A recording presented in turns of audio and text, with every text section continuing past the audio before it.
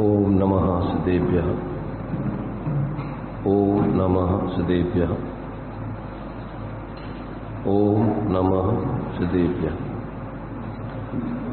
मंगलम भगवान वीरो मंगलम गौतमो मुनि मंगलम कुंद कुंदाद्यो जैन धर्मोस्तु मंगलम सर्वमंगल मांगल्यम सर्वकल्याणकारकम प्रधानम सर्वधर्माणां जैनम जयतु शासनम जैनम जयतु शासनम।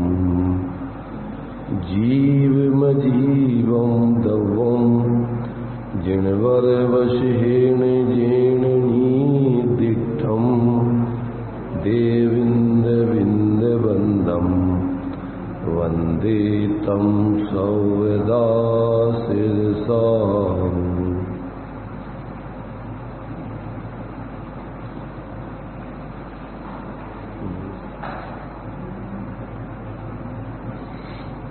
द्रव्य संग्रह जी ग्रंथ अपना चल रहा है। दूसरा अधिकार जीव के विशेष 7 तत्व या 9 पदार्थ के रूप में यहाँ पर विशेष व्याख्यान अपन यहाँ प्रारंभ कर रहे हैं। 28वीं गाथा में जो आश्रव बंध संवर नजरा मोक्ष पुण्य और पाप है वो जीव और पुद्गल के ही विशेष हैं। विशेष का अर्थ जो यहाँ किया है कि उसके ही पर्याय हैं वो, जो आश्रव के रूप में, बंध के रूप में, संवर के रूप में, निर्जरा के रूप में, मोक्ष के रूप में और पुण्य पाप के रूप में जो नाम दिए गए हैं विशेष की जीव अजीव रूप जीव के भावों के ही नाम हैं। उसमें जो द्रव्य रूप हैं वो पुद्गल के भाव हैं, अर्थात कारमाण वर्गणाएं हैं। आश्रव के रूप में, बंध के रूप में, संवर के रूप में, निर्जरा के रूप में, मोक्ष के रूप में, पुण्य के रूप में, पाप के रूप में। और जिन भावों से ये कर्म आदि आते हैं, बंधते हैं और निर्जरित होते हैं और पूर्ण रूप से अभाव होता है, पुण्य रूप परिणमित होते हैं, पाप रूप परिणमित होते हैं, वे भाव जीव के कहलाते हैं। जिन भावों से ये पुद्गल की जो पर्याय हैं आश्रव बंध संवर निर्जरा मोक्ष पुण्य और पाप के रूप में जो पुद्गल की वर्गणाएं कारमाण कर्मों के रूप में होती हैं, जो वे वर्गणाओं का ही परिणमन है वो, तो इसमें निमित्त नैमित्तिक संबंध जीव के भावों के साथ और कर्मों के साथ बनता है। ऐसे जो है ये जो 7 रूप में जीव और अजीव की अवस्थाएं ही होती हैं, तो उसमें जो जीव के परिणाम है वो जीव रूप है और जो अजीव के परिणाम है वो पुद्गल रूप है। ऐसा यहाँ पर सिद्ध किया जा रहा है। तो अब यहाँ पर अभी अपन ने जो 28वीं गाथा में उनके सामान्य से नाम पड़े थे, उन पुद्गल की जीव और पुद्गल के विशेष भावों के पर्यायों के, तो अब उनके ही यहाँ पर खुलासा चालू किया जाता है 29वीं गाथा से। अब 3 गाथाओं द्वारा आश्रव पदार्थ का व्याख्यान करते हैं। उसमें प्रथम भावाश्रव और द्रव्याश्रव का स्वरूप की सूचना यहाँ पर की जाती है कि द्रव्याश्रव किसे कहते हैं, भावाश्रव किसे कहते हैं। इस बात को इस 29वीं गाथा में अब क्रम से उसका स्वरूप बताया जाता है। तो पहले गाथा पढ़ते हैं, फिर इसके बाद में उस गाथा के आधार पर जो आचार्य ब्रह्मदेव सूरी ने टीका की है उस टीका के माध्यम से उस पर विचार करेंगे। देखिए गाथा। आसवती जीर्ण कम्मम परिणामेण प्रणो सविण्यो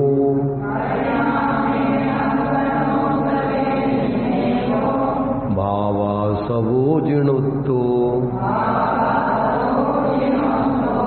कम्मा सवर्णम परो होदी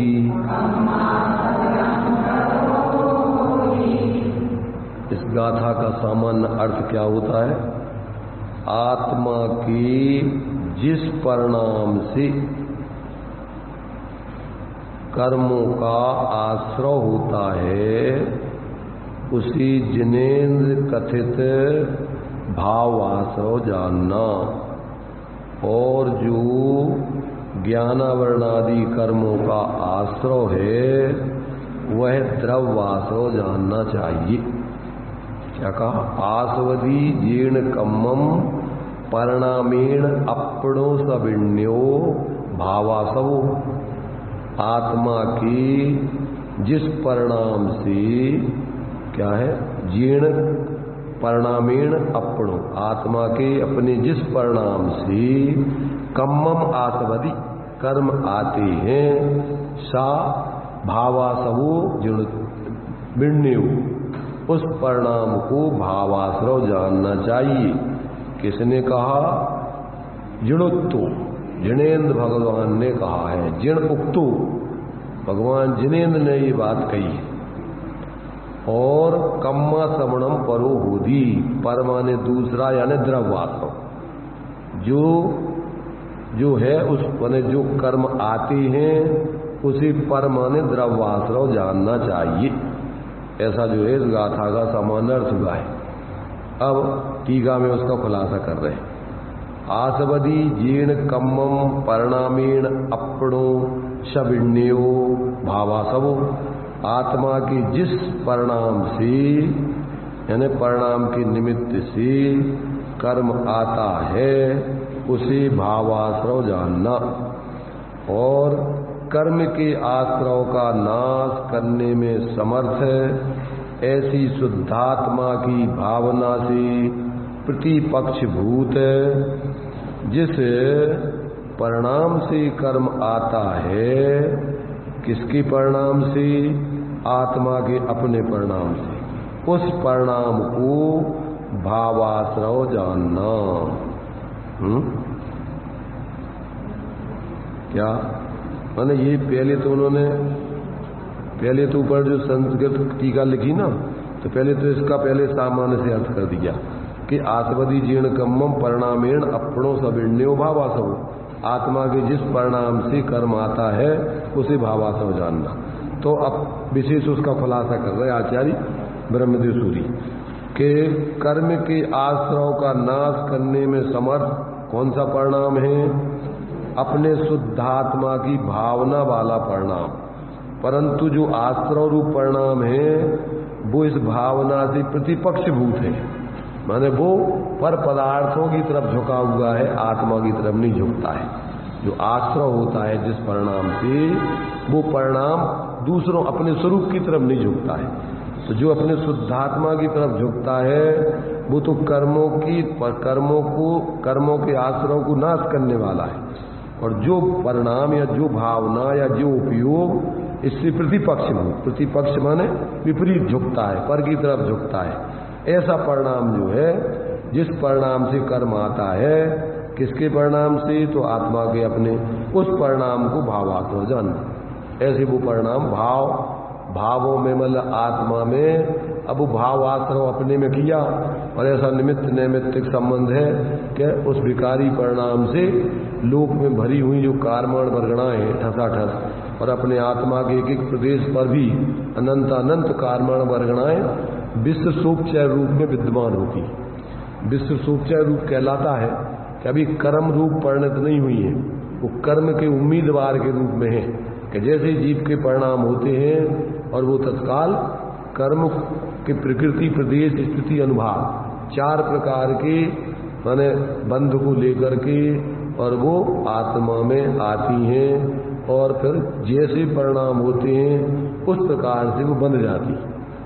तो अब उसमें मान लीजिए कि मिथ्यात्व के परिणाम सहित हैं, तो सभी कर्मों का आश्रय बंद होगा। सभी मतलब जो मिथ्या दृष्टि को होता है, और यदि सम्यक दृष्टि है तो मान लीजिए वो भी बाहर में अभी पूजा पाठ स्वाध्याय दान और भी सब काम करता है, तो उसके अभी मिथ्या संबंधी और अनंतानुबंधी के भाव नहीं होते, तत्संबंधी आश्रय बंद नहीं होगा उसके।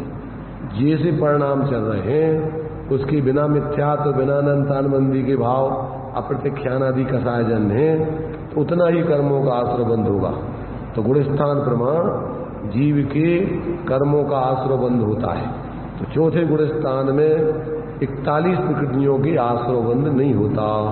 पर पंचम गुणस्थान में और भी अप्रत्यक्षान कसाय जन्य 13 प्रकृतियों का आश्रय रुक जाता है।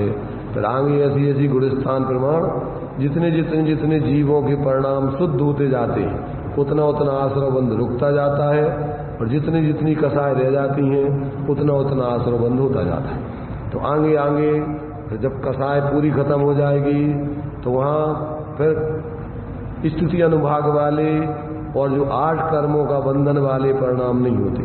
फिर तो अकेला योगों से अकेले सातावेदनी आदि कर्म आते हैं और वो बंधते नहीं है, क्योंकि बंध होता है कसायों से और कर्मों का आना होता है योग से। योगों के माध्यम से कर्म आते हैं और उपयोग की मलिनता से बनते हैं। तो जहाँ कसाय में अब मलिनता नहीं है तो अब कर्म आएंगे। तो अभी अनंत भगवान को कर्म बहुत आते हैं, उनकी आत्मा के सर्वांग प्रदेशों से परस्पंद चल रहा है, इसलिए उनका नाम है सयोग केवली।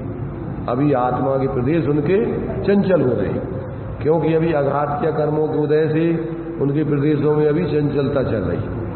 तो अभी उनके कर्मों का आना तो होता है पर बंधना नहीं होता है। मैंने कर्मों का 2 प्रकार से आश्रय बताया है, एक होता है ईर्यपत आश्रय, एक होता है सांप्रायिक आश्रय। तो सांप्रायिक आश्रय का मतलब कसाय सहित आश्रय, वो सांप्रायिक आश्रय कहलाता है। और ईर्यपत आश्रय माने बिना कसाय की मात्र योगों का आश्रय। तो 11वें 12वें 13वें गुणस्थान में सिर्फ ईर्यपत आश्रय होता है।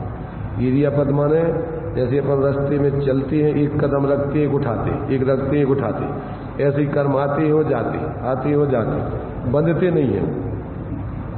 ऐसा जो है कि अभी सामान्य कथन कर दिया कि आत्मा के जिस परिणाम से कर्म आते हैं उस परिणाम को भावाश्रय जानना, और जो कर्म आते हैं उसे पर माने द्रव्याश्रय जानना चाहिए।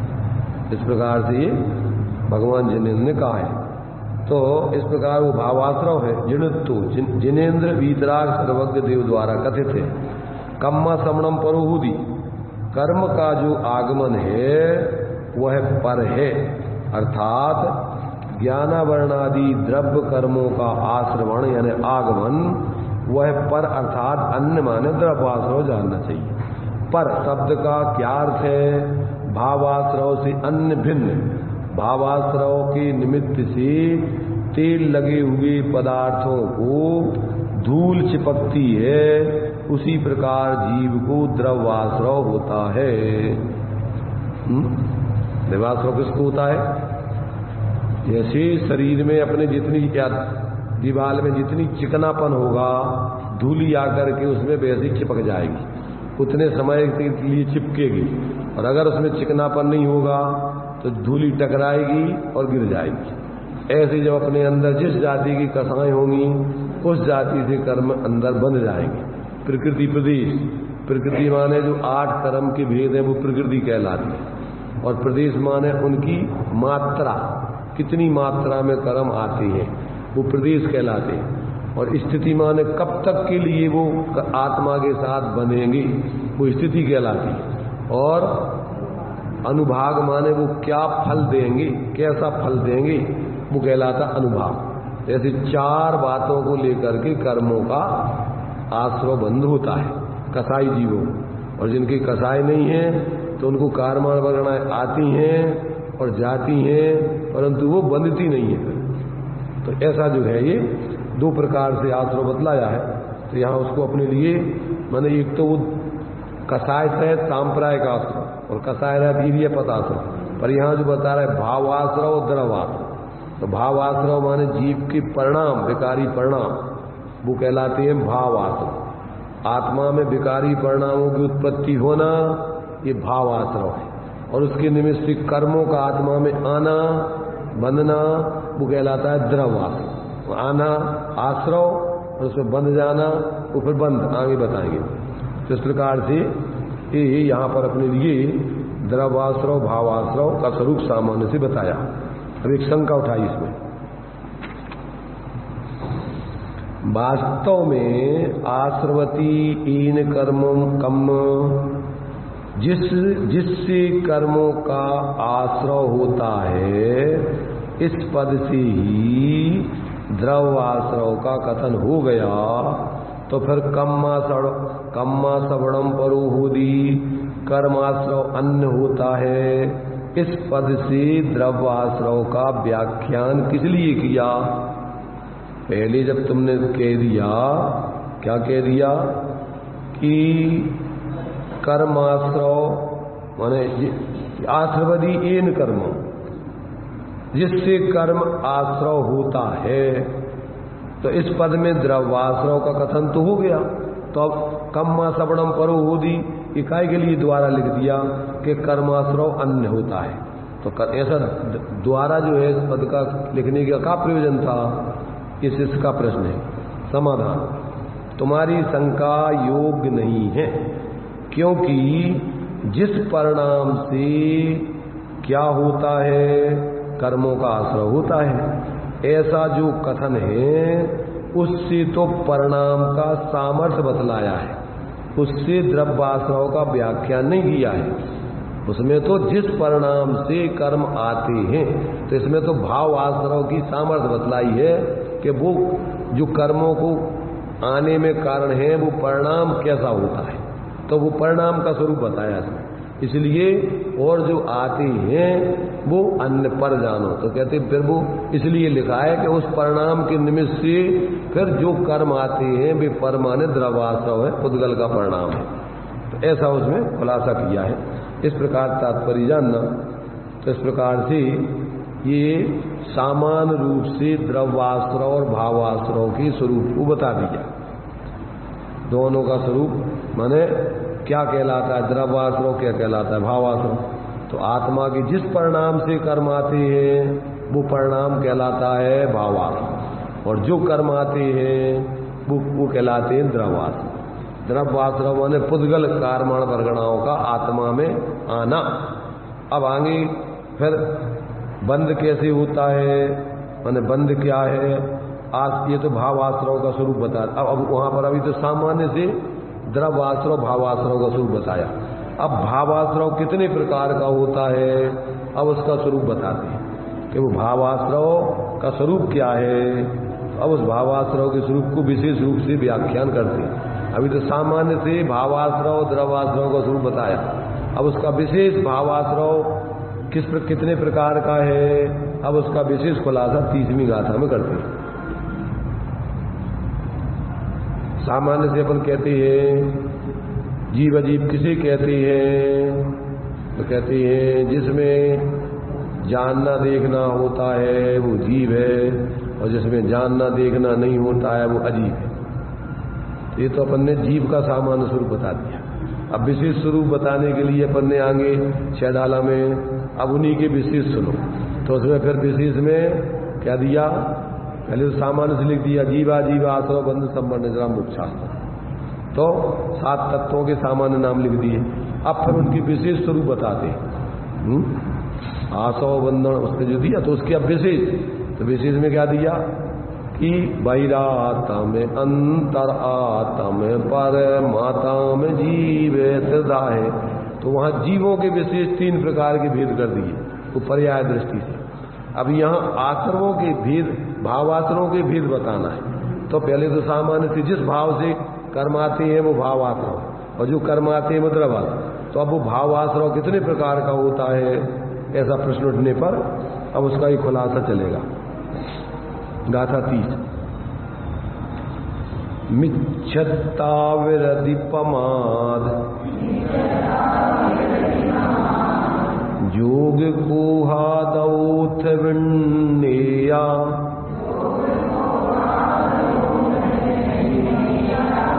पण पण पण 10 तीय चदू कम सो भेदादुपो बस्से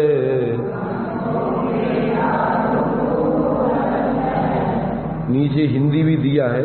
अपन ने पहले 29वीं गाथा का हिंदी नहीं पढ़ा था, तो उसमें जब अपन ने 29वीं गाथा पढ़ी थी तो 29वीं गाथा का हिंदी में क्या दिया था, ये जो आश्रव की जो सामान्य से द्रवाश्रव भावाश्रव है, तो उसकी हिंदी इसमें सामान्य रूप से नीचे दी थी। पुण्य पाप ये नव इन माई, आवे कर्म सुआश्रव चाय, भावाश्रव आत्म परिणाम, उदगल आवे द्रव्य सुनाम। कि उनने द्रवाश्रव भावाश्रव का स्वरूप बता। अब इसमें अपन को उसके भेदों में क्या ले रहे अपन ने, अभी जो प्राकृत में पढ़ा, मिच्छत्ता विरधि प्रमाद, योग को आदौत विंडेया, पण पण पण दस तीय चदु, कमसु वेदादु पुब्बस। तो उसका पद्यानुवाद क्या दिया, मिथ्या अविरत अपरमाद, योग कसाय तणु पूर्णिमार, पाँच पाँच पण दस तीय चार, भावाश्रव की भेद कहा। क्या कहा, पहले जो भावाश्रव के अपन ने नाम बताए थे सामान्य से, अब उसके भेदों में मिथ्यात, अवरति, प्रमाद, योग और क्रोधादि कसाय, इतने भेद जानना चाहिए। जब तत्वार सूत्र में इसके लिए सूत्र दिया, बंध के कारण कितने होते हैं, तो मिथ्यात, अवरति, प्रमाद, कसाय, योग, बंध हेतुवा, ये बंध के हेतु हैं। कौन कौन से, मिथ्यात, अवरति, प्रमाद, कसाय और योग, ये बंध के हेतु कहलाते हैं। तो यहां पर भी उसी के नाम अपन को ये 5 भेद करके दिए गए। इनके जाने का भी ऐसा ही क्रम है, जैसे जिस क्रम में ये लिखी है, पहले मिथ्यात जाएगा, फिर अवरति जाएगी, फिर प्रमाद जाएगा, फिर कसाएं जाएंगी, फिर योग जाएंगे और फिर आत्मा सिद्ध हो जाएगी। जैसे जैसे थोड़े स्थान प्रमाण इनका अभाव होता जाएगा। तो वैसे तो आंशिक रूप में तो जहां से एक का जाना चालू होता है, आंशिक रूप में सबका जाना चालू होता है। जिस समय मिथ्यात्व जाएगा तो उस समय अवरति, प्रमाद, कसाय, योग भी जाएंगे, पर कितने जाएंगे, सब नहीं जाएंगे। तो मिथ्यात्व और अनंतानमंदी कसाय जब अपन जाएगी, मिथ्यात्व के जाने के साथ अनंतानमंदी कसाय जाएगी, और उसी के साथ तत्संबंधी अवरति भी जाएगी, तत्संबंधी प्रमाद भी जाएगा, और तत्संबंधी कसाएं जाएंगी, वो अनंतानमंदी आदि, और तत्संबंधी योगों की प्रवृत्ति भी खत्म हो जाएगी। जो मिथ्यात्व की अवस्था में और अनंतानमंदी कसाय की अवस्था में अपनी जो प्रवृत्ति होती है, तो उसमें सब प्रकार का आश्रवबंध होता है आगे तक का। और जब ये जाएंगे तो साथ साथ तत्संबंधी आगे के सभी प्रकार के जो है दोष खत्म हो जाएंगे। मिथ्यात्व में अपन कुगुरु, कुदेव, कुधर्म, सबको देव, गुरु, धर्म के रूप में मानते हैं। जो देव नहीं है उनको भी देव मानते हैं, प्रवृत्ति करते हैं, नमस्कार करते हैं। तो ये प्रवृत्ति मिथ्यात्व में होगी। सम्यक हो जाने के बाद अब जो कुगुरु, कुदेव, कुधर्म है, उनके लिए सम्यक दृष्टि नमस्कार आदि नहीं करेगा। जो कुगुरु, कुदेव, कुधर्म जो शिव को से चिर दर्शन मोहे, अब उसको उस प्रकार की प्रवृत्ति नहीं होगी, उस संबंधी अवरति नहीं होगी, उस संबंधी प्रमाद, आत्मा में दोष विकृति भी नहीं होगी, प्रमाद उस संबंधी असावधानी भी गई। तो उस संबंधी अवरति माने उस संबंधी प्रवृत्ति का भाव, वो अब उस संबंधी अवरति गई, और तत्संबंधी आत्मा में जो दोष था, कसाय आदि का प्रवर्तन, जो मलिनता थी वो भी गई, तो तत्संबंधी प्रमाद भी गया, और अवरति, प्रमाद, कसाय, अनंतानमंदी कसाय, तत्संबंधी वो विकृति मलिनता भी गई, और तत्संबंधी अपने योगों की प्रवृत्ति, मन में वैसा सोचेंगे नहीं, वचन से वैसा बोलेंगे नहीं, शरीर से वैसी क्रिया नहीं करेंगे। तो ये तत्संबंधी आगे आगे के आंशिक रूप में सभी बंध के हेतुओं का अभाव होता जाता है। तो सामान्य रूप से तो पूर्ण रूपेण तो मिथ्यात्व चला गया, और आंशिक रूप में आगे की सारी चीजें चली जाएंगी। मिथ्यात्व पूरा गया और आगे की अवरति प्रमाद कसाय योग आंशिक रूप में गए। ऐसा इस प्रकार से अपन को यहाँ उसका भाव समझते जाते। हाँ, उनमें भी वो ताकत नहीं होती जो अनंतानुबंधी के साथ में उनकी प्रवृत्ति होती है। उनकी भी ताकत क्षीण होती जाती है उन कसायों की आगे आगे की। इसलिए अब वो कसाएं रह जाएंगी, अप्रत्यख्यान प्रत्यख्यान संजुलन। अब वो क्रम क्रम से पंचम गुण स्थान में अप्रत्यख्यान कसाए जाएंगी। तत्संबंधी सब अवरति प्रमाद कसाए गई योग सब प्रवृत्ति उस संबंधी भी जाएगी। आगे फिर प्रत्यख्यान कसाए जाएगी तो तत्संबंधी अवरति प्रमाद कसाए गई योग भी गए। ऐसा आगे आगे का भी जो बंध के हेतु है उनका भी क्रम क्रम से अभाव होता जाता है। तो आगे आगे तो पूरे पूर्ण रूपेण उसका अभाव होने की बात है। तो जब 10वें गुण स्थान में कसाएं पूरी चली जाएंगी तो उस समय आपके बंधन स्थिति अनुभाग पड़ने वाले सब काम खत्म। तत्संबंधी उसकी अब योगों की प्रवृत्ति भी खत्म। अब तो सिर्फ अकेली मन वचन काय के निमित्त से चंचलता मात्र रह गई। अब मलिनता खत्म, तो अब उसके लिए कर्मों का स्थिति अनुभाग नहीं पड़ेगा। कर्म आएंगे और जाएंगे, आएंगे और जाएंगे। तो युग खत्म हो जाएंगे तो कर्मों का आना भी खत्म, और कर्मों का आना खत्म तो जीव का संसार में रहना खत्म। संसार में रहने का क्या काम है? कर्मों से आते हो बनते थे तो संसार में रहता था।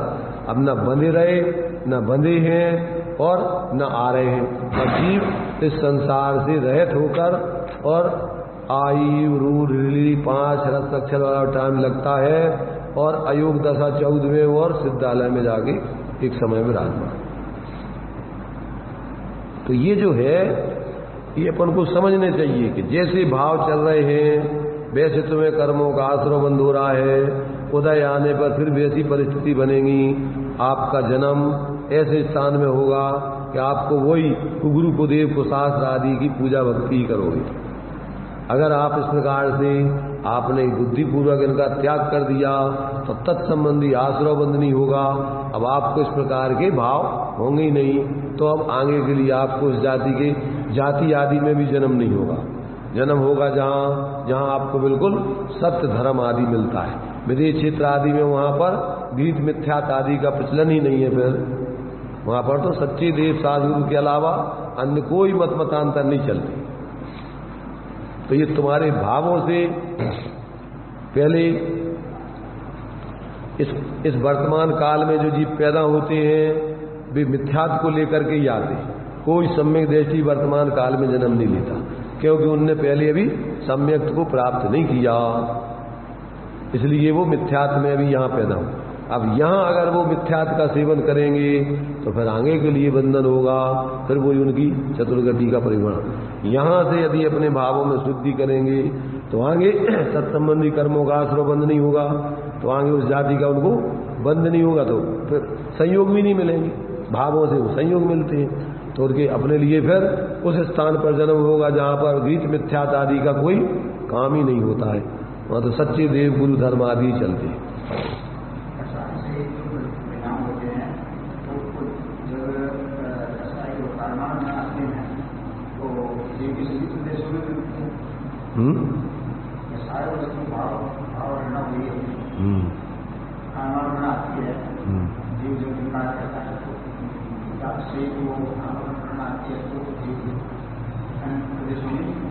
अनंत प्रदेश नहीं, जितने प्रदेश असंख्यात प्रदेशों में सर्वांग प्रदेशों में उनका बंद होता है।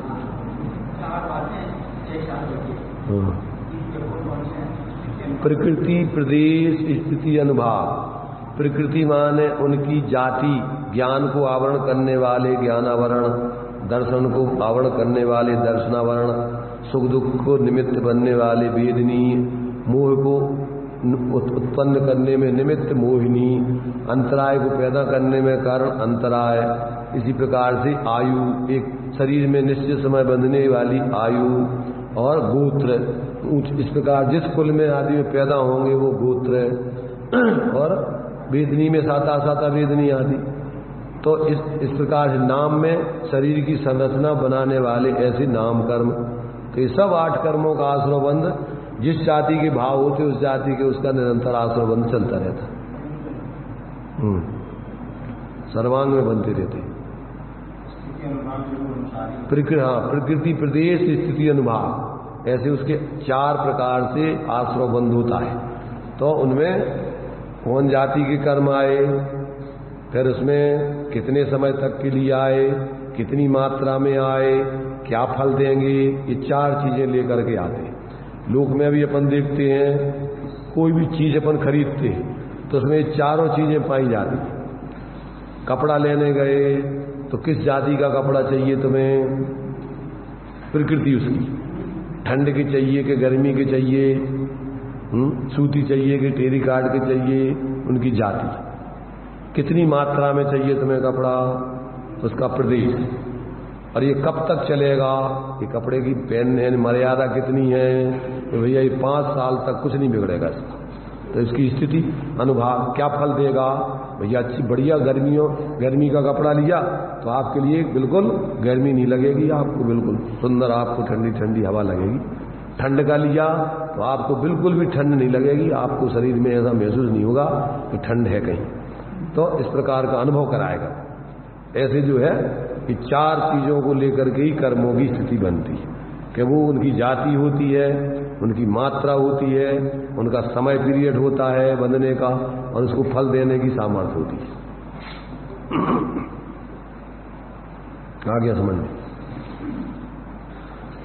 तो यहां पर अपन को ये 5 प्रकार से कर्मों का अभावाश्रव होता है। ये भावाश्रव के भेद है, ये आत्मा के परिणाम है। मिथ्यात्व रूप परिणाम, अविरति रूप परिणाम, प्रमाद रूप परिणाम, योग रूप परिणाम, कसाय रूप परिणाम और योग रूप परिणाम, 5 प्रकार से। इसमें जो है हिंदी में नीचे बार में कसा दिए, योग और कसाय। तो कसाय, क्रोधादि कसाय, इतने भेद जानना। इनमें मिथ्यात्व आदि के अनुक्रम से फिर 5 प्रकार का मिथ्यात्व और 5 प्रकार की अवृत्ति और 15 प्रकार का प्रमाद और 3 प्रकार का योग और 4 प्रकार की कसाएं, ऐसे कुल मिलाकर के उसके सामान्य रूप से 32 भेद हो जाते हैं। कितने भेद हो गए? 5 नहीं, कितने 57, कितने अभी तो सामान्य से किए ना अपन ने। तब 5 मिथ्यात, 5 अवृत्ति, 5 5 5 10 और 15 25 और 25 और 7 32, 3 योग और 4 कसाएं, ऐसे इसके 32 भेद हो गए। 5 प्रकार की अवृत्ति, हिंसा, झूठ, चोरी, कुशील, परिग्रह, 5 पापों में प्रवृत्ति करना, ये 5 प्रकार की अवृत्ति कहलाती। वो अलग प्रकार से 12 प्रकार की अवृत्ति जो है वो अलग है। 5 इंद्री, 6 मन और 6 काय के जीवों की हिंसा, वो 5 पापों में सब गर्भित हो गई। तो सामान्य रूप से ये कथन है इसमें। तो इसमें जो है मिथ्यात 5 प्रकार का है। आगे इसका जो है इसमें खुलासा करेंगे। इसमें दिया है, हाँ दिए, भेद करके भी समझाए ना। आगे जो है हाँ वो भेद करके फिर आगे बड़ा अलग समझाएंगे। परमात्मा के 15 भेद हैं, वो सब जानते हैं। कौन कौन से?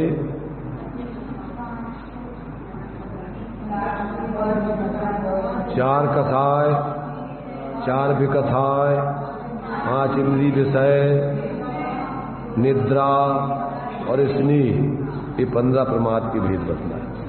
अब वो आगे क्रम से उसका खुलासा चलेगा। अवरति के भेद भी 5, मिथ्यात, अवरति नहीं, इसमें जो है अवरति के भेद कौन से? अवरति के भेद भी मिथ्यात अवरति के 5 भेद है। तो वही हमने जो बताया 5 प्रकार के पापों में प्रवृत्ति करना, तो 5 प्रकार से अवरति कहलाती। हिंसा, झूठ, चोरी, कुशील, परिग्रह आदि प्रवृत्ति करना, वो 5 प्रकार की अवरति है। और उससे एक देश निवृत्ति वो अणुव्रत है, पूर्ण निवृत्ति वो महाव्रत है। ये जो है 5 पापों से एक देश पूर्ण प्रवृत्ति चल रही, वो 5 पापों में अवरति कहलाती। 5 प्रकार का मिथ्या और 15 प्रमाद और मन वचन काय 3 प्रकार सामान्य से योग और क्रोध आदि 4 प्रकार की सामान्य से कसाय, क्रोध मान माया लोभ। ये इस दृष्टि से 32 भेद हुए। मिथ्या तवरति प्रमाद योग और क्रोध आदि कसाय आश्रव के भेद हैं। अंतरंग में जो वीतराग निजात्म तत्व की अनुभूति और रुचि में विपरीत अभिनिवेश उत्पन्न करता है और बाही में अन्य के शुद्धात्म तत्व आदि समस्त द्रव्यों में विपरीत अभिनिवेश उत्पन्न कराता है, उसे मिथ्यात्व कहते हैं। मिथ्यात्व की परिभाषा है, क्या है मिथ्यात्व की परिभाषा? कि अंतरंग में जो वीतराग निजात्म तत्व है उसकी जो अनुभूति और रुचि है, उस अनुभूति और रुचि में क्या करता है? विपरीत अभिनिवेश उत्पन्न करता है, माने अपनी आत्मा की रुचि अनुभूति नहीं होने देता है, वो मिथ्यात्व का परिणाम। और बाहर में क्या करता है? अन्य द्रव्यों के बारे में शुद्धात्मादि तत्व, 7 तत्व जो बतलाए हैं, उन शुद्धात्मादि आश्रव बंध संवर निद्रा मोक्ष आदि उस तत्व आदि में समस्त द्रव्यों में विपरीत अभिनिवेश उत्पन्न करता है, माने अन्य द्रव्यवादी हैं, जीवादि तत्व हैं, उन सब में तत्वार सूत्र में तत्वार सिद्धानम सम्यक दर्शनम, तो अब इसके विपरीत अतत्वार सिद्धानम मिथ्या दर्शनम। तो अतत्व माने जीव का सही सिद्धांत नहीं, अजीब का सही सिद्धांत नहीं, आश्रव का सही सिद्धांत नहीं, बंध का सही सिद्धांत नहीं, समर्थ नहीं, निद्रा का सही नहीं, मोक्ष का सही सिद्धांत नहीं, पुण्य पाप का सही सिद्धांत नहीं, वो सब क्या है? मिथ्यात्व,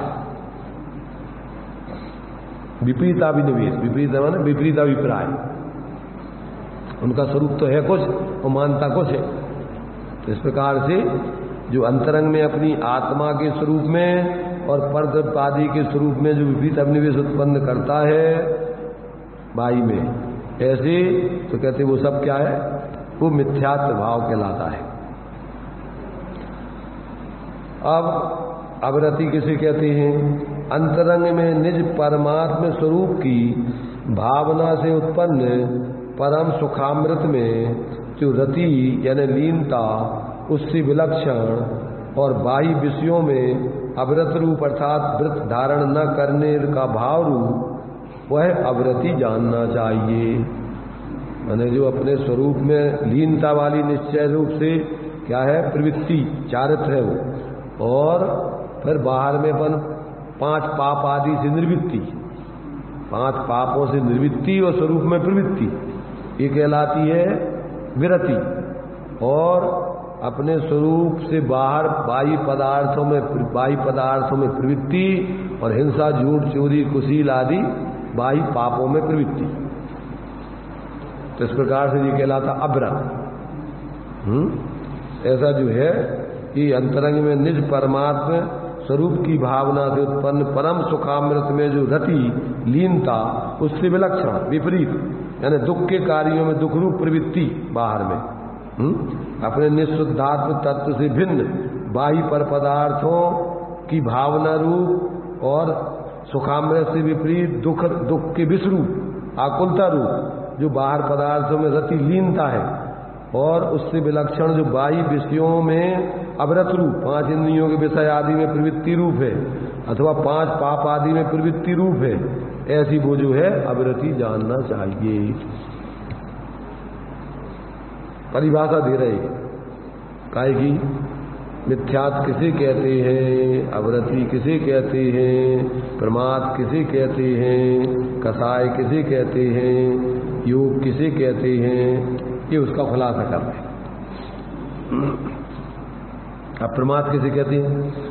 अंतरंग में प्रमाद रहे शुद्धात्मा की अनुभूति में चलन रूप, चलपने रूप और बाह्य विषयों में मूल और उत्तर गुणों में मल उत्पन्न करने वाला वह प्रमाद जानना चाहिए।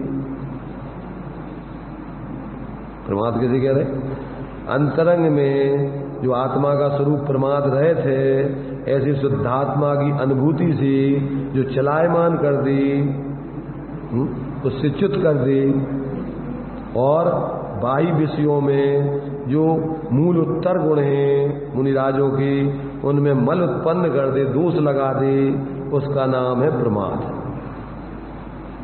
5 महावीरतादि मूल गुण हैं और जो उत्तर गुण हैं उन सब में दोष लगा दे, वो कहलाता है मल उत्पन्न कर दे, वो कहलाता है प्रमाद।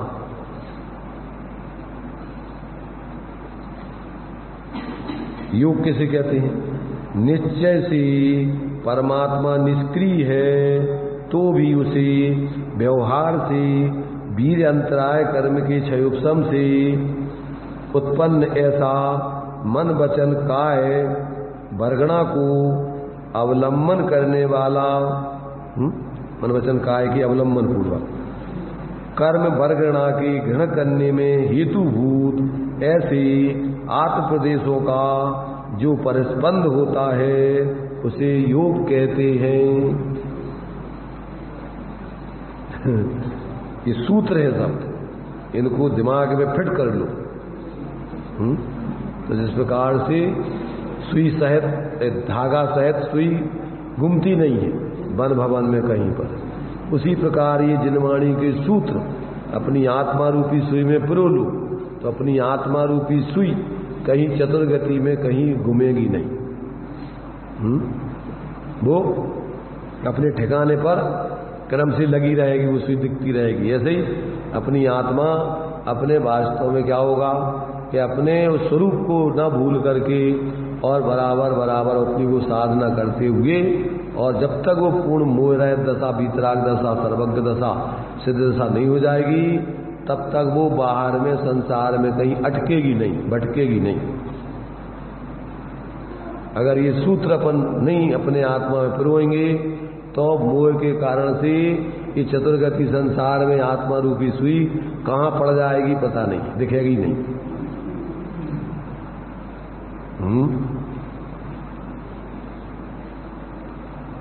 सुनाई दे रहा?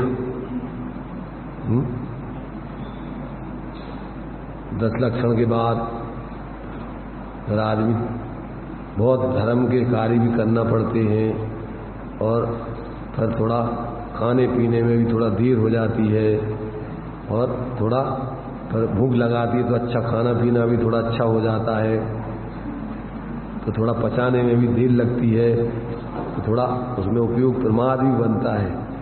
तो थोड़ा क्या है कुछ समय अपना उपयोग अभी ठिकाने नहीं देता है,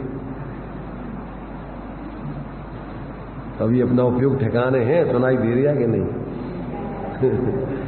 अपने अंदर अभी अपना उपयोग अभी वही शरीर की वही उसका ही पूरा उपयोग वहां से नहीं हट पाया। अभी बातें समझ में नहीं आएंगी। अपन को भी सुनाई देने लगा कि अभी नहीं दे रहा?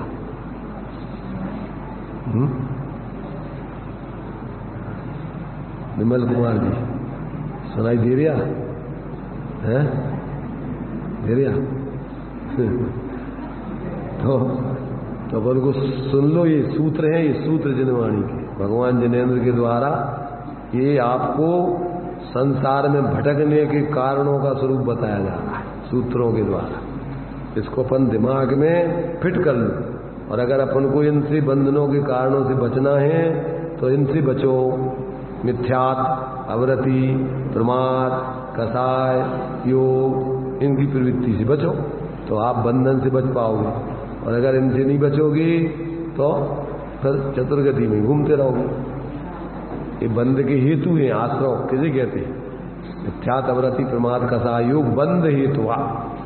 आश्रव जो है बंध, इन्हीं से बंद होता है। आश्रव होंगे तो बंधेंगे, आश्रव नहीं होंगे तो बंध कायगा होगा। ये हो गया तुम्हारा योगों का स्वरूप। अब कसाय का स्वरूप बताते हैं। अंतरंग में परम उपसम मूर्ति, केवल ज्ञान आदि अनंत गुण स्वभावी परमात्म रूप में क्षोभ उत्पन्न करने वाला और बाह्य विषय में अन्य पदार्थों के संबंध से क्रूरता आदि आवेश रूप वह क्रोध आदि कसाय जानना चाहिए। क्या है कसाय की परिभाषा? अंतरंग में आत्मा तो परम उपशम की मूर्ति है, शांत स्वभावी है आत्मा। अपन जो बोलते मैं शांत निराकुल चेतन हूं, परंतु ये कसाय से अशांत आकुलित आत्म हूं। तो उसमें शांति अपन को अंदर में कुछ नहीं, अशांति अशांति दिखाई देती। रात दिन अपन को जो है दिन रात शुभाशुभ भावों से मेरा व्यापार चला करता, मानस वाणी और काया से आश्रव का द्वार खुला रहता। सुख और असुख के विकारी परिणाम, आकुलता रूप परिणाम चलते हैं, इनसे आत्मा दुखी बनी रहती, आकुलित बनी रहती। तो अब यहाँ उससे विपरीत है आत्मा। यदि ये कसाय से रहे थे तो अंतरंग में परम उपसम मूर्ति केवल ज्ञानादि अनंत गुण स्वभावी, कैसी आत्मा केवल ज्ञानादि अनंत गुणों को धारण करने वाली, शांत उपसम परम उपसम मूर्ति, बिल्कुल बाहर में कोई किसी प्रकार की प्रवृत्ति क्रिया क्रूरता आदि के परिणाम उसमें पैदा नहीं हो गए, ऐसा स्वभाव है उसका। ऐसे परमात्म स्वरूप में अपने क्षोभ उत्पन्न करने वाला, जैसे समुद्र में जब क्या होता है, क्षोभ उत्पन्न होता है, तूफान आता है तो पूरा समुद्र हिलोरे लेने लगता है। ऐसे जब कसाय का तूफान उठता है तो अगर अपनी आत्मा फिर बेचैन हो उठती है, आकुलित होती है। गुस्सा आता है तो फिर कोई नहीं दिखता है, हट जाओ मेरे सामने से, मैं सबको एक मिनट में भस्म कर दूंगा। तब कसाय में व्यक्ति को फिर कुछ नहीं दिखाई देता। ऐसे जो है कि क्षोभ उत्पन्न करने वाला और बाह्य विषय में अन्य पदार्थों के संबंध से क्रूरता आदि, माने क्रूर माने दुष्ट परिणाम, तीव्र कर इस प्रकार आकुलता वाले परिणाम, आवेश वह क्रोध आदि कसाय जानना चाहिए। इस प्रकार ऊपर कही लक्षण युक्त 5 आश्रव हैं। अथ अब विण्या इसे अब जानना चाहिए। उसके कितने भेद हैं इस रूप में भी अब उसको ये तो उनके लक्षण बता दिए। 5 प्रकार के जो आश्रव हैं उनका सामान्य से लक्षण बता दिया। मिथ्यात्व किसे कहते हैं, अवरति किसे कहते हैं, प्रमाद किसे कहते हैं, योग किसे कहते हैं, कसाय किसे कहते हैं। पहले तो अपन को उनका स्वरूप समझ में आना, नाम लक्षण, फिर उसकी परीक्षा करो अपने जीवन में अब क्या क्या चल रहा है, कैसे कैसे भाव चल रहे हैं। जब उनके नाम जानो, उनका लक्षण जानो, तब भाई परीक्षा कर पाओगे कि हम कहाँ खड़े हैं, हमारे जीवन में कैसे कैसे भाव चल रहे, मिथ्यात्व के चल रहे।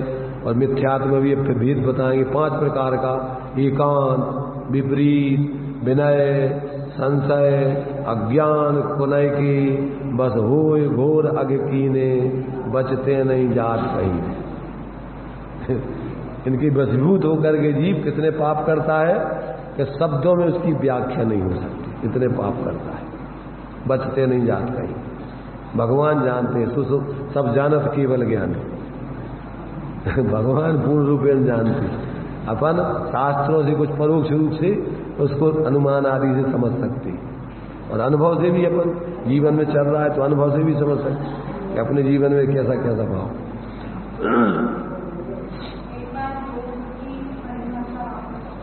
योग की परिभाषा दी तो है इसमें, योग की परिभाषा दी है कि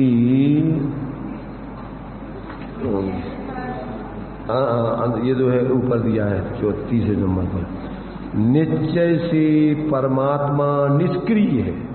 निष्क्रिय माने योगों की जो प्रवृत्ति चंचलता होती है उससे रह, शांत है, निश्चल है, हूँ स्वतंत्र निश्चल निष्काम। तो निश्चल चलायमान होने वाला नहीं है, हिलने डुलने वाला नहीं है आत्मा, शांत रहने वाला है, बिल्कुल निश्चल रहने वाला।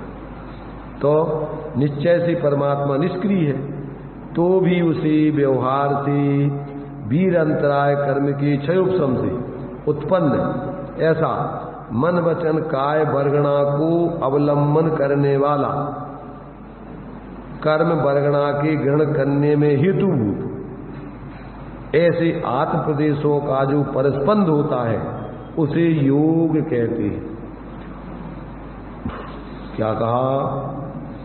जो अंदर आत्मा में वीर अंतराय कर्म के क्षयोपशम से जो आत्मा में अभी क्या है, वीर का प्रकटपना है आंशिक पर्याय में, तो जब वो वीर अपना आत्मा की जो सामर्थ्य है जब वो मन वचन काय वर्गणा का माने मन वचन काय का अवलंबन लेती है और बाहर में फिर क्या करती है, उससे कर्म वर्गणाओं को ग्रहण करने में हेतुभूत है, ऐसे मन वचन काय के निमित्त से आत्मा के प्रदेशों में चंचलता उत्पन्न होती है, वो परस्पंदी योग कहलाता है।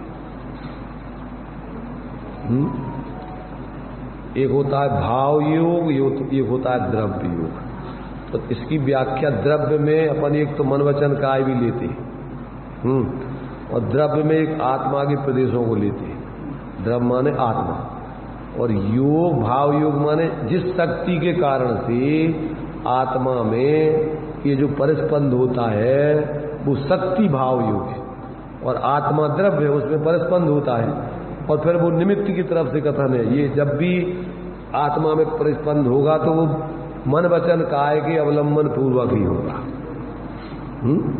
बाहर में वो मन से सोचेगा, वचन में बोलने के लिए प्रयत्न करेगा, शरीर से चलने आदि की प्रवृत्ति, तो उसमें चंचलता होगी, आत्मा का प्रदेश उसमें जुड़ेगा, तो वो चंचलता। चलने के लिए अपन प्रयत्न करेंगे तो प्रयत्न वही वीर आत्मा का, तो वो क्षय उपशम है आत्मा का।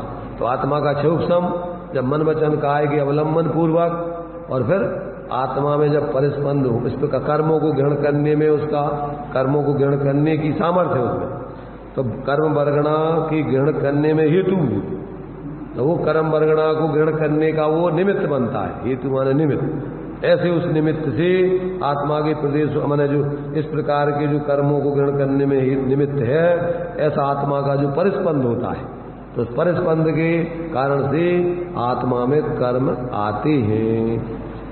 अब कसाय अनुसार बनते हैं, और कसाय नहीं हो तो अनंत भगवान को भी अभी मन वचन काय का अवलंबन है, इसलिए अभी वो संयोग अवस्था में प्रदेशों का परस्पंद हो रहा है, परंतु कसाय नहीं है, इसलिए कर्म बंधते नहीं है। आए झड़े जब तक अभी योग दशा रहेगी तब तक कर्म आते रहेंगे। जैसे योगों का परस्पंद ध्यान अवस्था में, जो आखिरी में शुक्ल ध्यान के जो दो भेद हैं, व्युपरत सूक्ष्म क्रिया प्रतिपाती और व्युपरत क्रिया निवृत्ति, 13वें गुण स्थान के अंत में ये दोनों ध्यान की स्थिति बनेगी, एकाग्रता। पहले सूक्ष्म योग हो जाएगा और फिर योगों की प्रवृत्ति रुक जाएगी, व्युपरत क्रिया और संपूर्ण क्रियाएं रुक जाएंगी, बस उस समय पर आत्मा के परस्पंद रुक जाएगा। और जैसे ही वो योगों का परस्पंद रुका कि अब आत्मा संसार से बंधन से रहित हो जाएगी। क्यों? क्या बंधन के पांचों हेतु खत्म हो गए, ना तो मिथ्यात्व है, ना वृत्ति है, ना प्रमाद है, ना कसाय है, ना योग है। तो इनके कारण से आत्मा यहाँ बंधन में पड़ी रहती थी।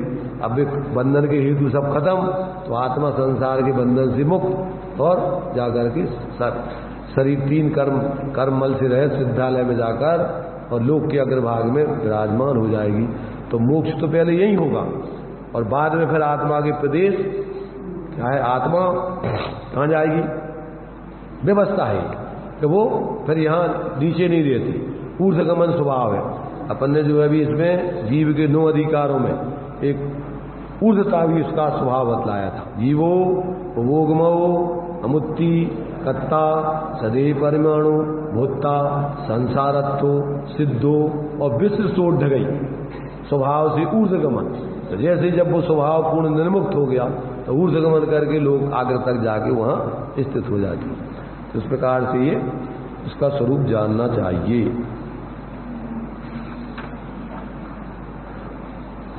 बहुत बढ़िया बढ़िया बातें दी हैं, अगर व्यक्ति समझे तो वास्तव में इतना उत्तम अवसर है इसके लिए अपने जीवन को बढ़िया मंगलमय बनाने का। इसमें कहीं कोई किसी से कुछ लेना नहीं देना नहीं, अपने अंदर में ही समझ करके अपनी अंदर की विपरीतताएं और अन्यथा परिणमन छोड़ करके सम्यक अंदर में जीना है। तो बाहर में तो अपन को इससे कुछ लेने देने का काम ही नहीं, अंदर में ही अपनी गलती सुधार करके और अंदर में ही जीने लगो, बस आनंद आ जाएगा। इसलिए ये अपन को बहुत ही मार्मिक तरीके से आचार्यों ने जो है इन सब बातों को बताया कि भैया देखो कि जीव किस तरीके से संसार में भटक रहा है। जब तक उसको इस प्रकार का ये समझ में नहीं आएगा तब तक जो है वो भटकन का कारण बंध के हेतु 5 मिथ्यात्व अवृत्ति प्रमाद कसाय योग है, उनका वेद विज्ञान करके और अभाव करके मोक्ष मार्ग में सिद्धि नहीं करता है। तो ये जो है इसका विशेष खुलासा भी दिया है। अभी अपना टाइम हो गया है, इसलिए अपन यहीं इसको विराम देते हैं। क्या है?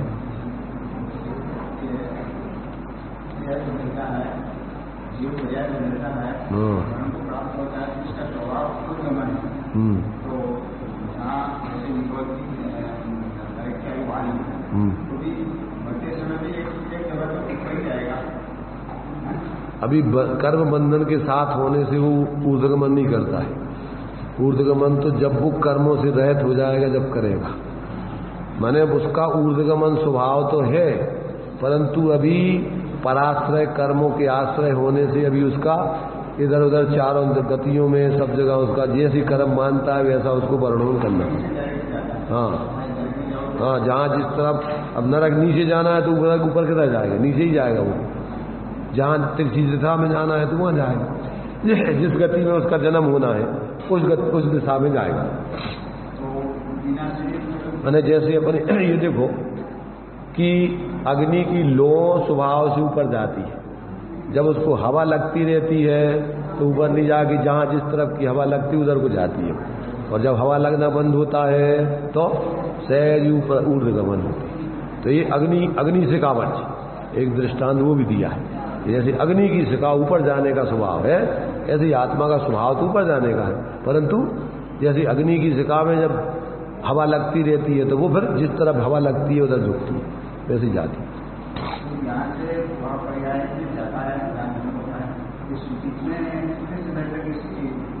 तीन समय ज्यादा है, मोड़े के ऊपर है। अगर एक मोड़ा लेना है तो एक ही समय पहुंच जाए, मोड़ा नहीं लेना है तो एक ही समय में पहुंच जाएगी।